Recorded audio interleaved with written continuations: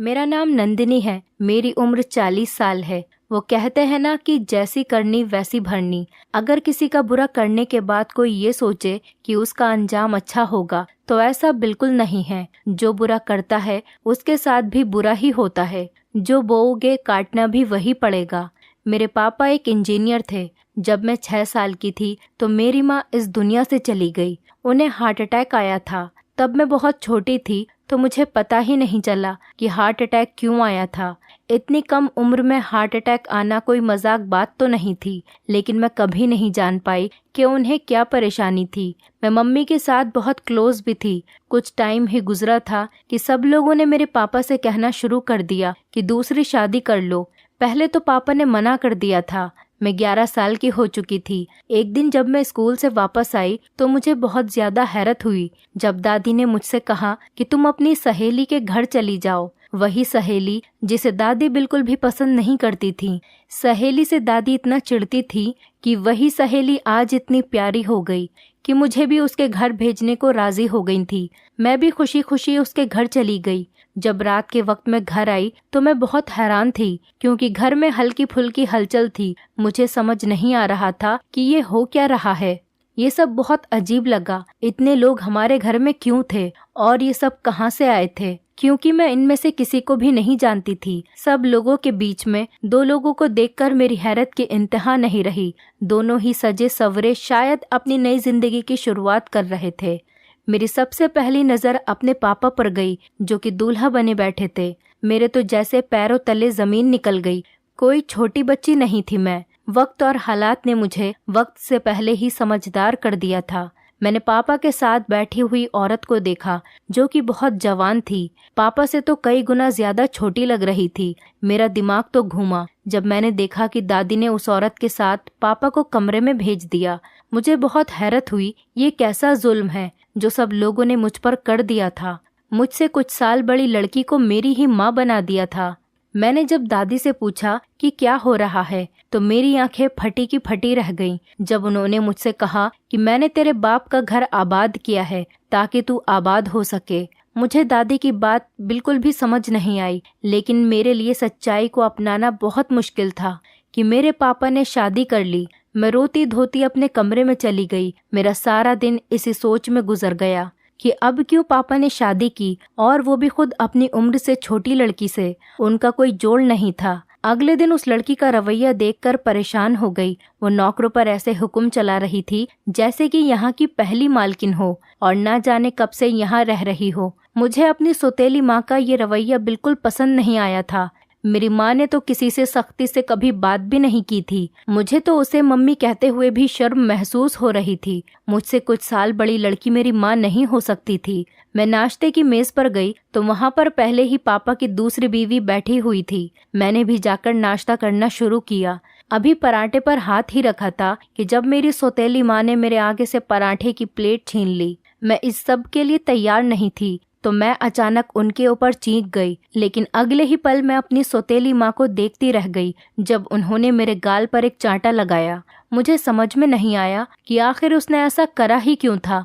मुझे थप्पड़ मारना, मेरे सामने से नाश्ते की प्लेट हटाना, आखिर उसका मकसद क्या था। इतनी देर में दादी बाहर आई तो मैं रो रही थी। दादी ने मुझसे पूछा कि क्या हुआ है तो मेरी सौतेली माँ ने बहुत मासूम बनकर कहा कि मैं पराठा ना खाऊं क्योंकि ये मुझे खराब करेगा और मैं मोटी हो जाऊंगी, फिर मेरे लिए रिश्ते भी नहीं आएंगे। मेरी माँ मेरे भले के लिए ये सब कर रही है और उल्टा मैं उनसे बदतमीजी कर रही थी। मुझे तो हैरत का झटका लगा अपनी सौतेली माँ का कारनामा सुनकर। मेरी दादी मुझे गुस्से से देखने लगी। इससे पहले कि मैं कुछ कहती, मेरी दादी ने मुझे डांट कर मेरे कमरे में जाने को कह दिया। मैं दुख से निढाल होकर ये सोच रही थी कि कल की आई लड़की मुझसे ज्यादा सच्ची हो गई। रात को जब मेरे पापा घर आए तो मैंने उन्हें बताना चाहा, लेकिन मेरी सौतेली माँ ने उन्हें अपने कामों में लगा लिया ताकि वो मेरी बात न सुन सके। कई दिन ऐसे ही गुजर गए। पहले वाली बहार अब खत्म हो चुकी थी। पहले मेरी माँ मेरा खाने पीने का ख्याल रखती थी, अब किसी को परवाह नहीं थी। पापा भी सारा दिन काम में बिजी रहते थे और जब घर आते तो सौतेली माँ उन्हें अपने काम में लगा देती। वक्त गुजरता गया। मेरे ही घर में अब मैं कोई मायने नहीं रखती थी। पापा की दूसरी शादी के बाद 1.5 साल में ही मेरी दादी हमें छोड़कर चली गईं। पापा हर वक्त तो मेरी माँ के पीछे रहते और मुझे डांटते रहते। मैं हर वक्त अपनी माँ को याद करके रोती रहती तो मुझे रोने भी नहीं देते। जब मैं रोती तो उस रात मेरे ऊपर शामत आ जाती, क्योंकि सौतेली माँ पापा को भड़का देती कि मैं इतना प्यार करती हूँ तब भी ये रोती रहती है। सब तो यही सोचेंगे कि मैं खुश नहीं हूँ और सौतेली माँ मुझ पर जुल्म करती है, जिससे पापा गुस्से में आ जाते और मुझ पर हाथ उठा देते थे। मेरी सौतेली माँ जो चाहती थी वो सब हो रहा था, सबको मेरे खिलाफ कर दिया था। बहुत मुश्किल से मैंने यूनिवर्सिटी में एडमिशन लिया, तब मेरी जान छूटी। मैंने हॉस्टल जाने को कहा तो मुझे रहने की इजाज़त दे दी। मैं सिर्फ महीने 2 महीने में घर आती जाती थी, वो भी सिर्फ नाम का। सुबह जाकर शाम में पढ़ाई का बहाना करके वापस आ जाती थी।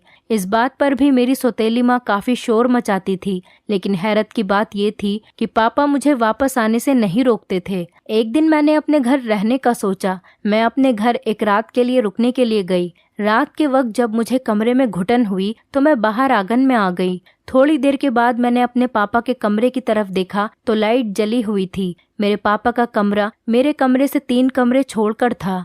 हल्का सा दरवाजा खुला होने की वजह से रोशनी बाहर आ रही थी। मेरे पापा को रात में लाइट ऑफ करके सोने की आदत है। लाइट जल रही थी, मतलब पापा जाग रहे हैं। तो दिल में छोटी सी ख्वाहिश आई कि पापा के साथ जाकर थोड़ी बातें करूं। मैं पापा के कमरे में चली गई, जहां पापा किताब पढ़ने में व्यस्त थे और सौतेली माँ उनके पास बैठी बातें कर रही थी। अभी मैं अंदर कदम रखती तभी पापा और उनकी पत्नी की बातें सुनकर मेरे रोंगटे खड़े हो गए। मुझे यकीन नहीं हुआ कि जब मेरी सौतेली माँ ने कहा कि आप अपनी बेटी को घर बुला लें, हॉस्टल न भेजा करें, जिस पर मेरे पापा ने कहा कि बिल्कुल अपनी माँ जैसी है ये, इसीलिए इसे वहीं रहने दो, जान छूटी हुई है हमारी इससे। मैं पैसा भी अगले महीने से भेजना बंद कर दूंगा। खुद कमाएगी और खुद ही पढ़ेगी, घर आएगी तो फसाद ही डलवाएगी अपनी माँ की तरह। उन्हें मेरी परवाह तक नहीं थी। मुझे ये सब सुनकर बहुत ही गहरा सदमा लगा। मुझे ऐसा लगा कि अपने ही घर में मुझे हर चीज काटने को दौड़ रही थी। मैं पापा के बारे में क्या सोचती थी और वो मेरे बारे में क्या सोचते हैं। मैं वहां से रोती धोती वापस अपने कमरे में आ गई। मेरा बस नहीं चल रहा था कि मैं उसी वक्त वापस अपने हॉस्टल चली जाऊं। अब तो मुझे फिक्र सताने लगी थी कि अगले महीने से मैं फीस कैसे दिया करूंगी और 3 साल बाद तो मेरे लिए घर में जगह भी नहीं होगी। मैंने अब नौकरी करने का सोचा था। अगले दिन मैं हॉस्टल वापस चली गई थी। मैंने अपनी सहेली से जॉब के लिए कहा तो उसने मुझे भी नौकरी पर लगवा दिया। सैलरी अच्छी थी, जिससे मेरा कॉलेज का खर्चा और खाने पीने का खर्चा आराम से निकल जाता था। लेकिन अब मुझे रहने की भी फिक्र थी, क्योंकि मेरी पढ़ाई पूरी ही होने वाली थी। सारी जिंदगी तो हॉस्टल में नहीं रह सकती थी। तभी मैंने 2-3 बच्चों से ट्यूशन पढ़ाने को कहा। मैं अपनी पढ़ाई करने के बाद बच्चों को ट्यूशन पढ़ाया करती थी। एक दिन मेरी हैरत की इंतहा नहीं रही कि मेरे पास बहुत से स्टूडेंट्स ट्यूशन के लिए आए कि मैं उन्हें ट्यूशन पढ़ाऊं। मुझे बहुत ज्यादा खुशी हो रही थी। उनमें से एक मेरी क्लास का लड़का भी था। वो देखने का खूबसूरत जवान था, लेकिन मेरा काम सिर्फ पढ़ाना था, तो मैंने उसे भी पढ़ाना शुरू कर दिया। 4 महीने का वक्त ऐसे ही गुजर गया। पापा ने अपना कहा सच कर दिखाया था। उन्होंने मुझे पैसे भेजना बंद कर दिया था। वो लड़का मेरा बहुत ख्याल रखता था। पहले मुझे लगा कि वो मेरी फिक्र करता है और मेरा दोस्त बन गया है, इसीलिए ही मेरी परेशानियां समझ लेता है। लेकिन एक दिन मेरी हैरत की इंतहा नहीं रही जब उसने मुझसे अपने प्यार का इजहार करा और कहा कि वो मुझसे शादी करना चाहता है। वो भी मेरी तरह पार्ट टाइम जॉब करता था। उसकी फैमिली में बस एक भाई, एक बहन और उसकी मम्मी थी, जो उसके साथ ही रहते थे। घर वालों की तरफ से बहुत अमीर था। उसके पापा का एक एक्सीडेंट में देहांत हो गया था। पापा के देहांत के बाद किसी ने कभी उसका कुछ नहीं पूछा, इसीलिए उसने भी सबसे रिश्तेदारी खत्म कर दी। मैंने भी अपनी सारी दास्तां सुना दी, लेकिन उसका कहना था कि एक बार अपने घर वालों को बता दूं। मैं भी यही सोचकर अपने घर वालों को बताने पहुंच गई, लेकिन पापा को देखकर मुझे बहुत डर महसूस हुआ। मेरी आंखें ये देखकर फटी की फटी रह गईं जब मैंने पापा को अजीबोगरीब हरकतें करते हुए देखा, जैसे कि वो अपने होश में नहीं थे। पापा को न जाने क्या हो गया था और मम्मी न जाने कहाँ थी। मैं काफी देर परेशान रही। फिर मैं रात के बाद पापा के कमरे में गई तो मैंने देखा कि उनकी आंखों में अजीब सी बेचैनी थी, जैसे कि वो कुछ कहना चाहते हों लेकिन कह नहीं पा रहे। मैंने पापा से कहा कि मुझे कुछ बात करनी है। जैसे ही मैं उनसे कुछ कहती, एकदम से मेरी सौतेली माँ आ गई और पापा को कुछ देने लगी। पापा ने खाने से मना करा तो मेरी माँ ने जबरदस्ती की और उन्हें खिला दिया। वो खाने के आधे घंटे बाद ही उन्हें नींद आने लगी और वो सो गए। मैंने माँ से बोला कि उनकी तबीयत ठीक नहीं है, उन्हें किसी अच्छे डॉक्टर के लेकर जाओ। तो उन्होंने मुझसे कहा कि मैं ये जांच करवा रही हूँ, तुम फिक्र न करो। 3 दिन मुझे लगातार पापा के घर ही रहना पड़ा। आखिर 3 दिन बाद मुझे कहने का मौका मिला तो मैंने जल्दी से कह दिया कि मुझे अपनी पसंद से शादी करनी है। पापा ने हैरत से मेरी तरफ देखा। मेरी सौतेली माँ पता नहीं कहाँ से पीछे से आ गई और आते के साथ ही शोर मचाना शुरू कर दिया, जैसे कि कोई मर गया हो। मुझे पता नहीं क्या क्या सुनाया और बहुत गंदे गंदे शब्दों का प्रयोग करा। पापा भी होश में थे, तभी उन्होंने बेरहमी से मेरे चेहरे पर एक थप्पड़ मार दिया। मैं पापा को देखने लगी। उन्होंने मेरा जाना आना बंद कर दिया। कुछ ही दिन गुजरे थे कि मैंने घर से भागकर उसी लड़के से शादी कर ली जो कि मुझसे बहुत मोहब्बत करता था। जिंदगी बहुत प्यारी हो गई थी, जैसे सब गमों के बादल छट गए थे। खुशियों की बहार चारों तरफ अपना शोर मचा रही थी। मैं भी बहुत खुश रहने लगी थी। मेरा पति मुझसे बहुत प्यार करता था, मेरी हर जरूरत का ख्याल रखता था। मुझे यकीन नहीं होता था कि मेरा पति मुझसे इतनी मोहब्बत भी कर सकता है। एक दिन मेरा पति काम से घर आया तो उसका गुस्से से बुरा हाल था। मुझे बहुत हैरत हुई कि आखिर मेरे पति को हुआ क्या है। सुबह तक तो ठीक थे, पति आते ही खामोशी से सो गए। मुझे बहुत हैरानी हुई कि शादी के 6 महीने गुजर चुके थे और उन्होंने आज तक ऐसा नहीं करा था। मैंने अपने पति से कुछ नहीं कहा और सारी रात आंसू बहाती हुई खुद भी सो गई। सुबह को भी वो नाश्ता करे बगैर मेरे उठने से पहले ही घर से चले गए और रात को मेरे सोने के बाद आए। मैं बहुत परेशान रहने लगी थी कि आखिर मेरे पति को हुआ क्या है। रविवार का दिन आया। उस दिन मेरे पति घर पर ही थे, लेकिन ना होने के बराबर। सारा दिन फोन हाथ में लेकर न जाने किससे बातें करते रहे। अब तो मेरी जान निकलने लगी थी कि आखिर मेरे पति को हो क्या गया है। मैंने जब शाम के वक्त अपने पति से बात करना चाहा तो उन्होंने नहाने का बहाना लेकर सोने चले गए। अब तो मेरे सब्र की हद हो गई। मैं सारी रात रोती रहती और अपने पति के बारे में सोचती रहती। अब तो उसका रवैया बद से बदतर होता जा रहा था। अब तो उन्होंने मुझ पर हुक्म चलाना शुरू कर दिया था। एक दिन उन्होंने मुझसे अपने कपड़े लाने को कहा तो मैंने गुस्से से मना कर दिया कि मैं क्यों लेकर आऊं आपके कपड़े जब आपके पास मेरे लिए वक्त ही नहीं है। शादी से पहले तो मुझे बहुत ख्वाब दिखाए थे कि कभी मेरी आंखों में आंसू आने नहीं देंगे। अब तो जैसे मैं कोई मायने नहीं रखती। मेरे बोलने पर अपने पति का जवाब सुनकर मेरे होश ही उड़ गए थे। जब मेरे पति ने कहा कि हाँ कोई मायने नहीं रखती, मैंने कहा क्यों मुझसे शादी करी थी? तो उन्होंने कहा कि मुझे शादी करने के बाद अपनी गलती का एहसास हुआ कि उन्होंने कितनी बड़ी गलती कर दी थी। मेरे पति के भाई और बहन दोनों ही मुल्क से बाहर रहते थे। उनका रवैया भी मेरे साथ ऐसा ही था। मुझे समझ में नहीं आ रहा था कि मेरे साथ ऐसा क्यों करा जा रहा है, लेकिन मैं वक्त की मारी बेचारी जो कुछ दिनों के लिए आसमान में उड़ने लगी थी, मेरे पति ने मुझे खींचकर न केवल जमीन पर पटका था बल्कि जमीन में दफन भी कर दिया था। हालात जब बदतर हुए तो मेरे पति का हाथ मुझ पर उठने लगा। बात बात पर वो मेरे ऊपर हाथ उठा दिया करते थे और मैं खामोशी से अपना कसूर ही तलाश करती रहती थी। घर से भागकर शादी की थी तो शिकवा करती भी तो किससे? खुद ही अपने पैरों पर कुल्हाड़ी मार ली थी। वक्ती तौर पर ख्वाब दिखाने वाला हमारी जिंदगी और मौत का जिम्मेदार बन जाता है। जब दिल चाहे जिंदगी बख्श दी और जब दिल चाहे सांसें खींच ली। जब इंसान को अपनों से मोहब्बत, प्यार, तवज्जो ना मिले तो वो बाहर इन सब की तलाश में रहता है, लेकिन कभी कभी वो गलत हाथों में पड़कर अपनी जिंदगी बर्बाद कर देता है। मेरे साथ भी यही हो रहा था। औरत मोहब्बत के बगैर रह लेती है, लेकिन इज्जत के बगैर नहीं रह सकती। मुझे भी जब तक मेरे पति से नफरत मिलती रही मैं उसके साथ रहती रही, लेकिन जब जगह जगह मुझे रुस्वा किया गया, मुझे डिवोर्स से बेहतर कोई फैसला नहीं लगा। अब गलती की थी तो भुगतनी भी थी। मैं घर बसाना चाहती थी, लेकिन शादी के बाद उसने मेरा जीना हराम कर दिया था और आखिर डिवोर्स देकर मुझे घर से बाहर निकाल दिया। मैं वापस अपनी माँ के घर आ गई। दिल भी कांप रहा था कि न जाने पापा मेरे साथ क्या करेंगे, लेकिन अब मेरे पास कोई और दूसरा रास्ता नहीं बचा था। जिसकी खातिर अपना घर छोड़ कर गई थी उसने बीच रास्ते में ही मुझे छोड़ दिया था। मैं घर गई तो माँ पापा मुझे देखकर हैरान रह गए। शादी के 8 महीनों ने मेरी हालत बदल कर रख दी थी। बदला तो और भी बहुत कुछ था। पापा बदल गए थे। जवान ताकतवर इंसान अब बुजुर्ग जैसी हालत में था। मैं घर के अंदर गई तो मेरी सौतेली माँ ने मुझे घर के अंदर आने से रोक दिया और मुझे घर से जाने को कहा। मैं रोती हुई अपने पापा के कदमों में गिर गई और रहम की भीख मांगने लगी कि मुझे घर से नहीं निकाले। जो गलती मुझसे हुई है वो जो दिल चाहे मुझे सजा दे सकते हैं, लेकिन मुझे घर से नहीं निकाले।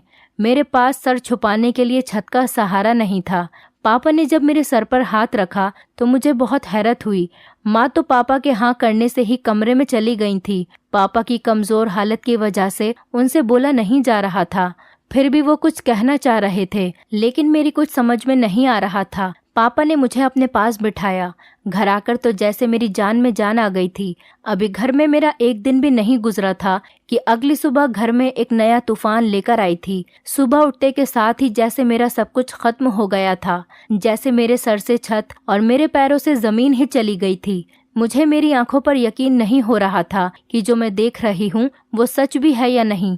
मेरे सामने पापा की लाश पड़ी हुई थी, जिस पर सौतेली माँ रो रही थी। माँ के जाने के बाद मेरे पापा जैसे भी थे, अच्छे थे या बुरे थे, मैंने कभी भी नहीं सोचा था कि मैं उन्हें ऐसे खो दूंगी। मैं रोती हुई अपने पापा के पास गई और उनसे लिपटकर रोने लगी। लोगों ने मुझे बहुत ताने दिए। मेरे घर से भाग जाने पर सब आपस में बातें कर रहे थे। कुछ तो मेरे मुंह पर ये कहकर जा रहे थे कि मैं अपने बाप को खा गई हूँ।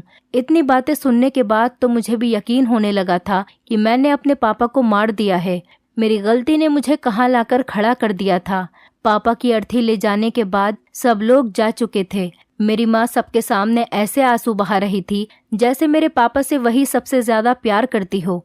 मैं अपने घर में रहने लगी थी, जहाँ रोज मुझे ताने सुनने पड़ते थे। माँ मुझे बात बात पर ताने देती, कभी भगौड़ी कहती तो कभी कुछ और कहती, अपने पापा को खाने वाली कहती। मुझे बहुत रोना आता, लेकिन अब क्या करा जा सकता था। इंसानों को मैं अपनी जिंदगी का हिस्सा समझकर बर्दाश्त करने लगी थी। इतने सारे नौकर होने के बावजूद भी मैं सारे घर का काम अकेले करती थी और जब थक कर लेटती तो माँ मुझे बातें सुनाने आ जाती। घर में बस एक ही नौकरानी रह गई थी जिससे मेरी अच्छी बातचीत होने लगी थी। वो मुझे मेरे पापा की बातें सुनाया करती थी। पापा के साथ मेरी सौतेली माँ का रवैया बहुत गलत था। ये बात भी मुझे उसी ने बताई थी। मैंने उससे पूछा कि माँ सारा दिन क्या करती थी। जब उसने मुझे बताया तो मेरे तो रोंगटे खड़े हो गए। जब उसने बताया कि पापा काम पर जाते तब सौतेली माँ भी तैयार होकर बाहर चली जाया करती थी और उनके आने से पहले ही घर पर आ जाया करती थी। अक्सर तो पापा के आने के बाद ही आती थी।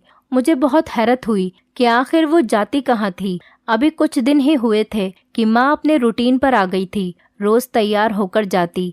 एक दिन मैं भी उनके पीछे निकल गई। छुपते छुपाते मैं भी अपनी सौतेली माँ के पीछे पहुँच गई, जो सुनसान जगह पर जाकर रुक गई थी। मुझे हैरत हुई जब मैंने अपनी सौतेली माँ को किसी गैर मर्द से मिलते हुए देखा। मेरा मन भारी हो गया था जब मैंने देखा कि मेरी माँ उनके गले लग गई थी। मैं बहुत हैरान हुई और दुख के साथ वापस लौट आई।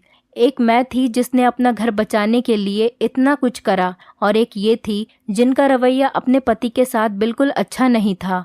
एक दिन मैं सुबह उठी और किचन में गई तो मैंने देखा किचन में बहुत से पकवान थे जो कि बहुत स्वादिष्ट भी थे। लेकिन मैं हैरत में थी कि ऐसा रात में कौन आया था जिसके लिए इतना इंतजाम किया था। मुझे बहुत हैरत हुई थी, लेकिन नौकरानी के अलावा कोई नहीं था जो मुझे बता सकता था। लेकिन वो भी उस वक्त माँ के कमरे में ही थी। मैंने थोड़ी देर इंतजार किया और फिर मैं अपने कमरे में चली गई। अब तो हर दूसरे दिन ऐसे ही स्वादिष्ट पकवान तैयार किए जाते थे। एक दिन मैंने नौकरानी से पूछा कि घर में रोज कौन आता है जिसके लिए इतना सब कुछ तैयार किया जाता है। तो पहले तो वो खामोश रही। मेरी तो हैरत के ठिकाने नहीं रहे जब उसने कहा कि अपने ही अपनों को मारते हैं और तुम्हें भी तुम्हारे अपनों ने मारा है। घर की नौकरानी कहने लगी कि तुम्हारे पति को तुमसे अलग किसने करा है ये तुम नहीं जानती, लेकिन मैं जानती हूँ। ये जो तेरे साथ तेरी माँ ने करा है, आज रात उसके कमरे में जाकर देखना, तुझे सब कुछ समझ आ जाएगा। मुझे लगा मेरी सांस बंद हो जाएगी। आखिर मेरा रिश्ता खत्म होने में मेरी सौतेली माँ का क्या हाथ था। अब तो मुझे रात होने का इंतजार था, लेकिन मेरा सोच सोच कर दिमाग खराब हो रहा था कि आखिर क्या होगा। रात हुई तो जैसे मेरा इंतजार खत्म हुआ, मैं अपने कमरे में ही थी। माँ मुझे सोता हुआ देखकर किचन में चली गई। मैंने सोने का नाटक किया। किचन से खटपट की आवाजें आने लगी। मैंने थोड़ा सा दरवाज़ा खोलकर किचन में झांका तो माँ खाना बनाने में लगी पड़ी थी और फिर इधर उधर देखने लगी। फिर उन्होंने एक पुड़िया निकाली और सफ़ेद पाउडर सारे खाने में मिला दिया। खाना तैयार करके जब वो कमरे में गई तो मैं भी उनके पीछे पीछे कमरे में चली गई और जैसे ही मेरी नज़र कमरे में पड़े सोफे पर पड़ी तो मेरे सर पे आसमान टूट पड़ा। मेरे पैरों के नीचे से ज़मीन खिसक गई क्योंकि मेरा पति बड़ी आराम से कमरे में बैठा हुआ था और मेरी माँ उनकी शान शौकत में ऐसे व्यस्त थी जैसे कोई नौकरानी अपने मालिक की।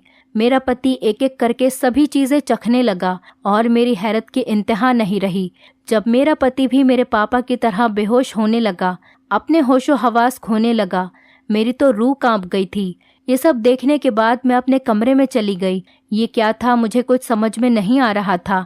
आखिर मेरे पति का मेरी माँ से क्या ताल्लुक था और जो ताल्लुक मैं सोच रही थी वो सोचकर तो मेरी जान ही निकल रही थी। मैंने बड़ी मुश्किल से रात गुजारी।